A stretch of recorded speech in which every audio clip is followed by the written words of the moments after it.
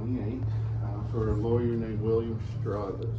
Right, The part Washingtons three. are going to purchase the house in 1730. Wow. George will own the house until 1774.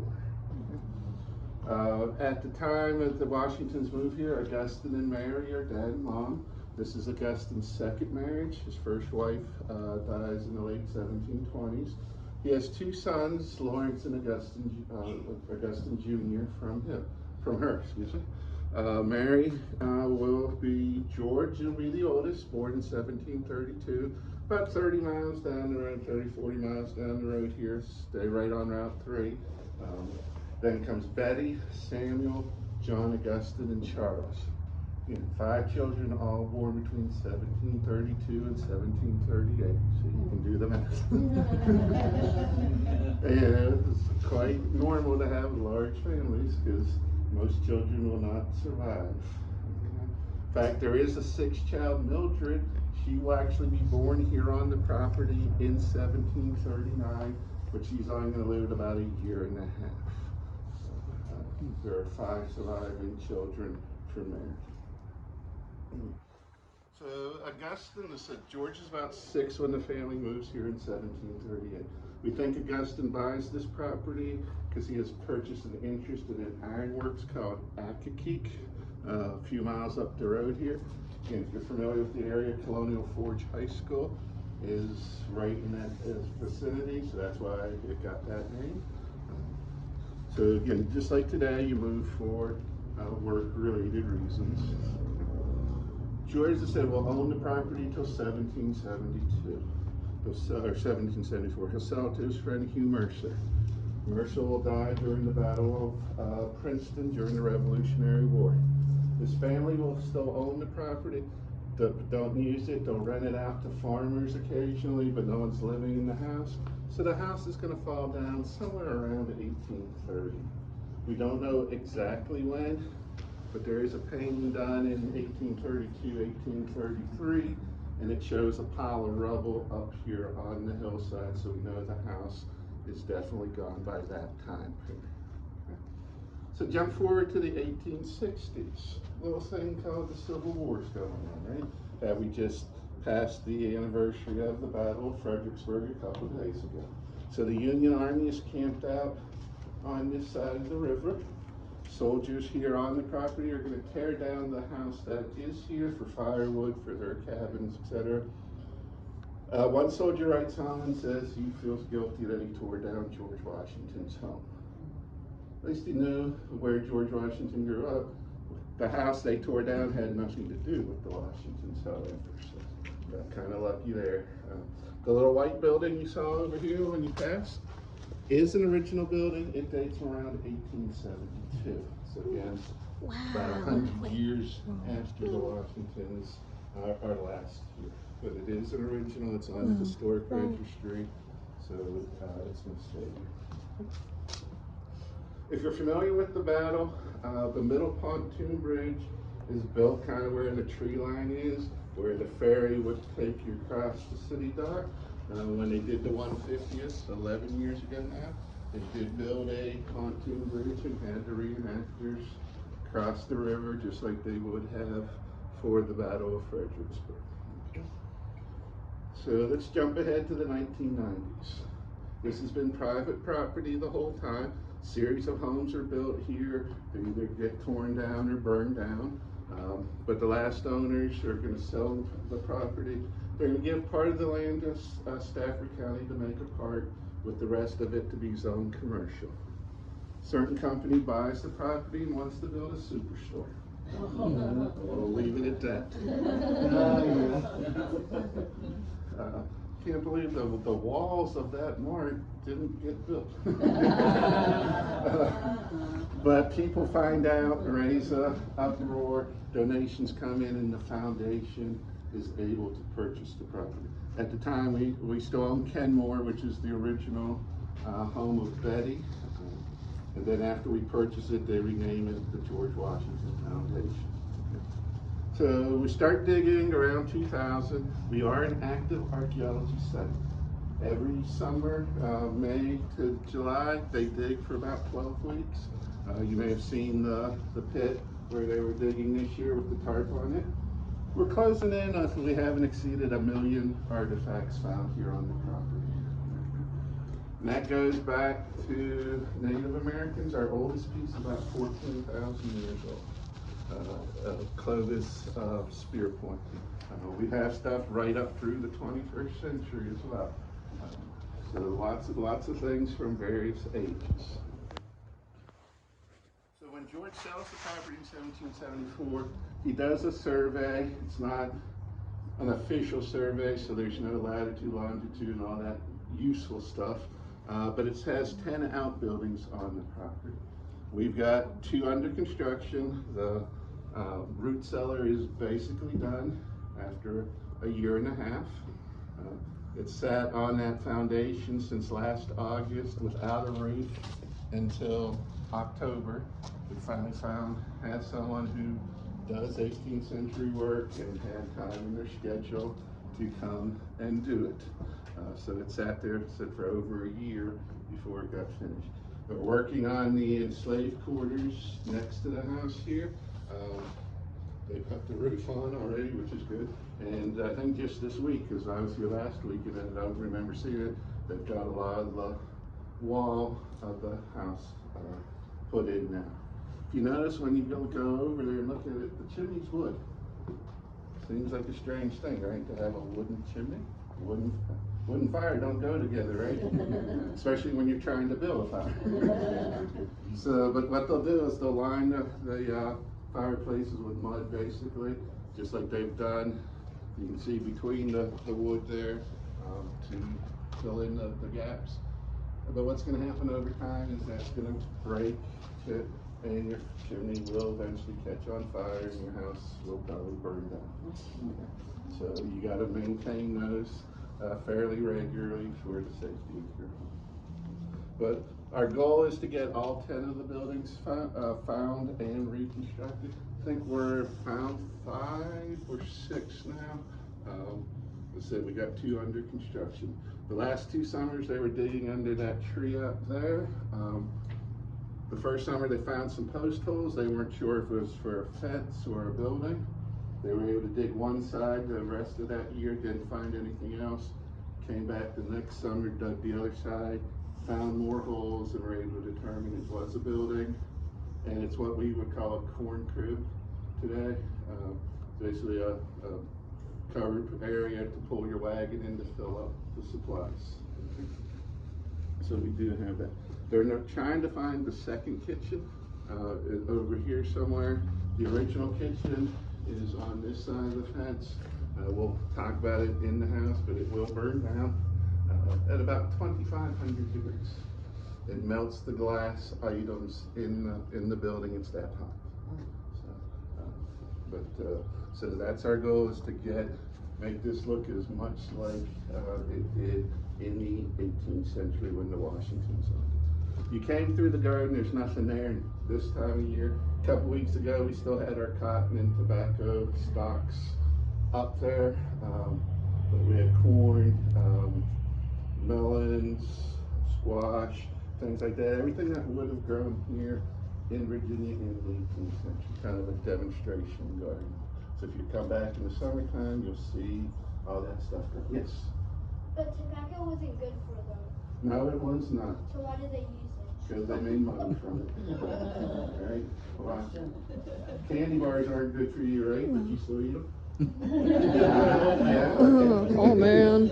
Wow. Wow. Oh, so the tobacco grown in this area is not the high quality stuff that you're getting in Southern Virginia and North Carolina, but they can still grow and make money. So they need money, right? So how old are you guys? He's 5 and I'm 9. Okay, so you're a little younger than when George moved here, and you're a little younger than when George's dad dies. He's 11 when Dad died. So we'll keep mentioning those numbers because you can relate to what's going on. Thanks for coming out. Okay. Wow. Wow. Right. Whoa. Wow. Wow. Wow. Okay. I thought I was going to fool a group finally. Just remind, this is technically a 21st century house, so it is built to 21st century code. There are outlets in some rooms. I had someone ask me, did they have those in the, and I made the comment of, yeah, George knew Ben Franklin, and he had him fly a kite into the outlet so he could charge his iPad.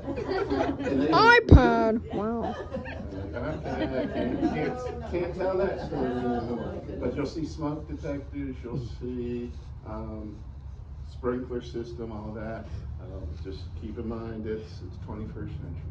But it is built over top of the original foundation. So this is the location. We know what the outside, there is drawings and descriptions of the exterior though. So this is what's called Spanish brown, but it's more of a red color.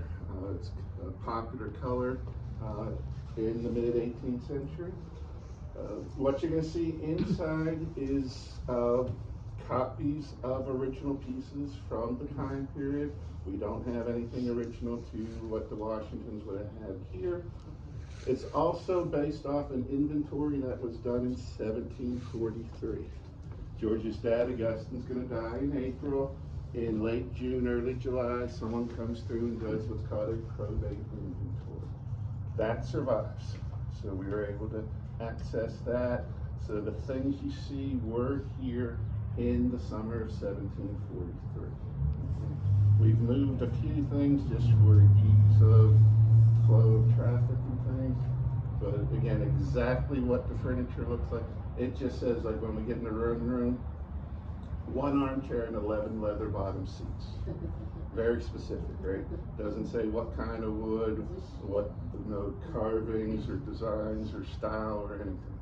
So again, this is typical of a gentry home from the time.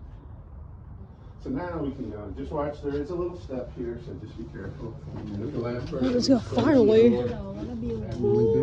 Let's go, yes, Squirtle. Let's go, guys. Alright, come on. Yeah, let's go.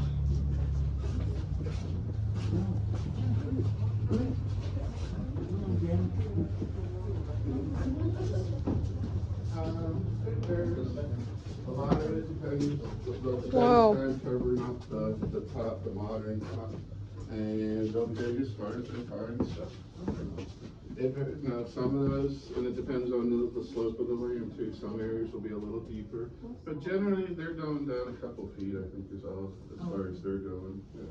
Because this has been farmland, so it's been kind of plowed, so a lot of the stuff is mixed. So they're having, difficulty in some cases determining the age of things because it's been dug and mixed together. Other areas that haven't been touched, it's easier, the new stuff's on top and the older stuff, it's not. If you wouldn't mind closing the door for me, please. Thank you. So we actually came in the back of the house. In the 18th century, you would not come right into the bedroom. But you would open it. The latch sometimes sticks a little bit. Yeah, there you go. Thank you. It's George's goods. He's like, oh, more guests for Christmas. Wow. Oh, man. So, coming in the back door, yeah. So you would have been brought around the front of the house. Obviously, when we get out there, I'll have you look out the window. We're right on the edge of a hill. It's not very safe, so we're coming in. It makes an easy trip around the house. We'll come out on the other side of the porch when we finish up. Okay. So as you can see, this is the main bedroom, officially referred to as the hall back on that inventory sheet. So again, feel free to sit on, because everything's a reproduction. Sit. Lay on the bed if you want to try it. Sit on the chairs, open drawers, look around, take pictures all you want. So if you've never seen a sleep number bed before, there it is. Except you don't get to push a button to adjust it. You got to use the tool over there to help tighten or loosen the ropes up. Wow, So this is mom and dad's bed, so of course it's a little fancier. If you look at the one over there, it's just the rope. It's got a piece of leather on top of it. so that you don't feel the ropes in your back as you're sleeping. But it is one long continuous rope. It goes up and down and then across, and it's tied behind the headboard there. So depending on how often the bed's getting used, about every 3 weeks or so, you're going to need to tighten the ropes up.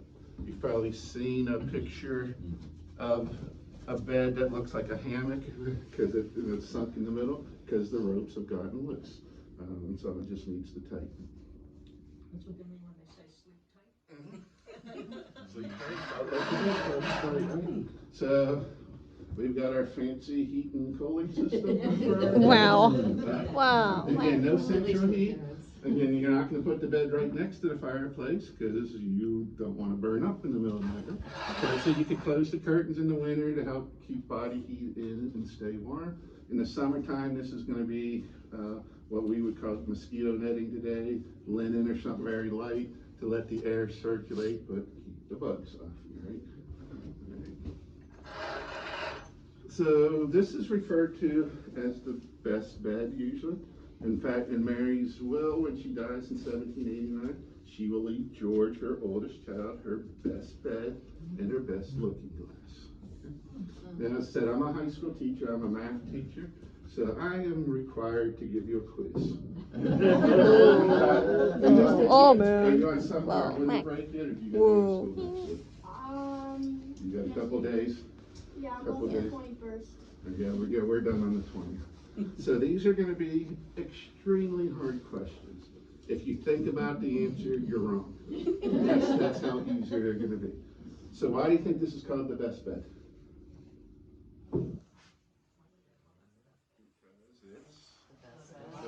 The best Look bed. at this bed compared to that one. This one's nicer than that one. Not hard. I told you these. Believe me, they'll get even easier than that one. Maybe. So not only is it the best bed in the house, according to that inventory, it's also the most valuable piece of furniture in the house. So it includes the bed and the bedding is all one thing. So the covers and things is really what's going to, and the curtains and things is what's going to add to the bed. So as a result, Mary wants to show this off. This is your 70-inch screen TV today. You don't put it in the bedroom and hide it, right? You put it front and center when visit. Fortunately, Mary you don't sleep in the living room today, right? So if they're having a dinner party, Mary's going to bring her lady friends back here so she can show off the bed. All right, so that's why you see the tea table back here in the corner. So Mary and the ladies are gonna, after dinner, will be here having tea, probably doing some needlework, some gossiping, whatever they're doing. The gentlemen are gonna be in the parlor gambling, talking politics, drinking, all that, stuff that they do. Again, how long is the tea table here? Who knows? I said the only evidence we have of what's in the house is that inventory in 1743. So is it here in 1753 or 1763? Who knows? But it is here. And the original that is built from is from this area. It's a Rappahannock River region piece, but it was built around 1749. So it's a little bit later time period, but close enough. The original's in the DeWitt Gallery down in Colonial Williamsburg, so if you've been there, you've probably seen the original. And the cabinet makers at Williamsburg did make that reproduction for us. All right. We'll talk a little bit more about tea a little bit later, but tea, especially for the gentry, very important part of their daily routine. So he said Augustine's going to get ill fairly suddenly in April 1743. He's going to die after just a few days illness, but he's going to make out his will and enter in court the day before he dies. In his will, he's going to split his estate up among his 6 sons. Remember, he has 2 from his first wife and 4 from his second wife. Lawrence is the oldest child. He gets the biggest piece of property, a place called Little Hunting Creek. Anyone ever been to Little Hunting Creek? You know it is Mount Vernon because Lawrence names it Mount Vernon. He has served in the British Navy under Admiral Vernon, so that's where the name comes from.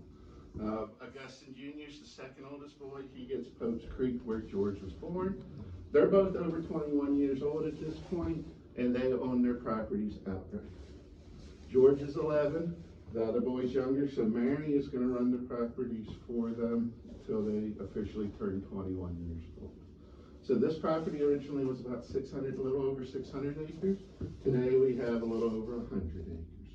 What we're missing is the part across the highway.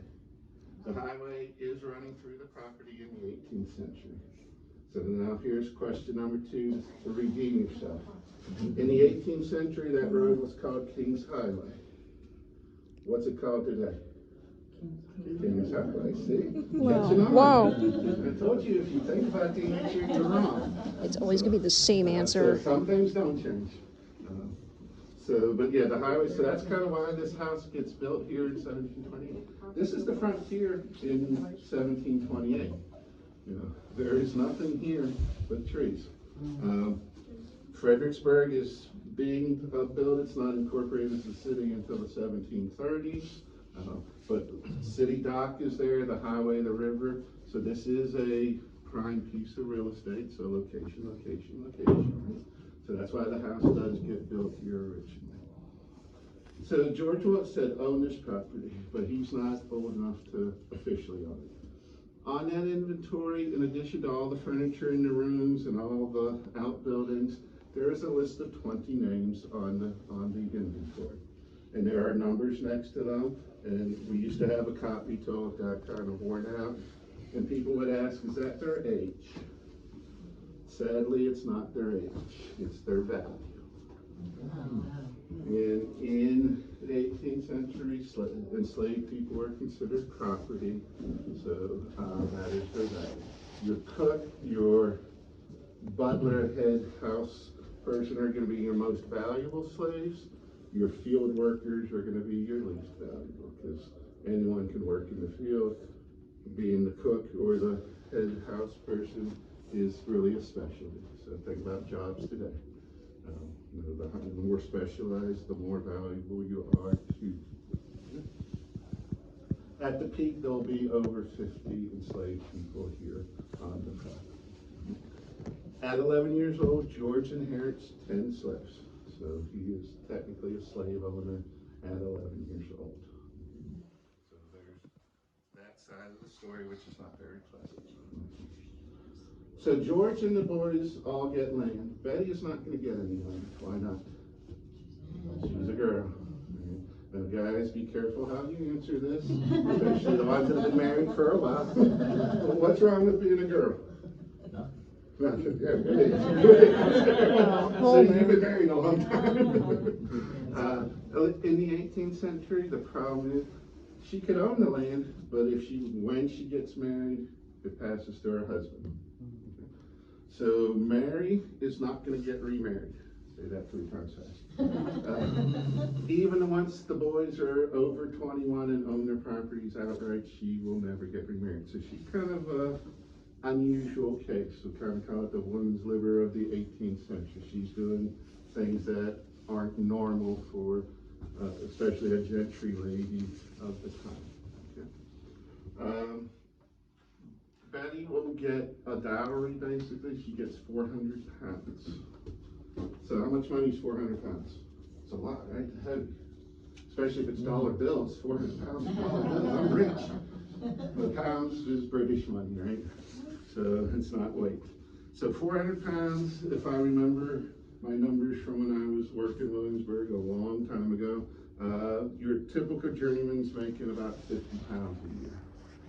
So you want to do modern money, think about 8 years of your typical worker salary. So it's a good bit of money. But as a result of Augustine dying, the 2 big properties also happen to be the 2 big income producers. So Mary has to raise 5 children on about 1/3 of the income that she was used to. So she's going to run into some issues, and we'll talk about a few of those in the next round and throughout the tour. So let's head on in. We got 12 chairs. Okay, guys, you might move to 4-4. All right, bye, guys. Bye, bye. Bye. Bye, Quack. Bye. Okay, bye guys. See you in part 4. Hopefully it's not too long.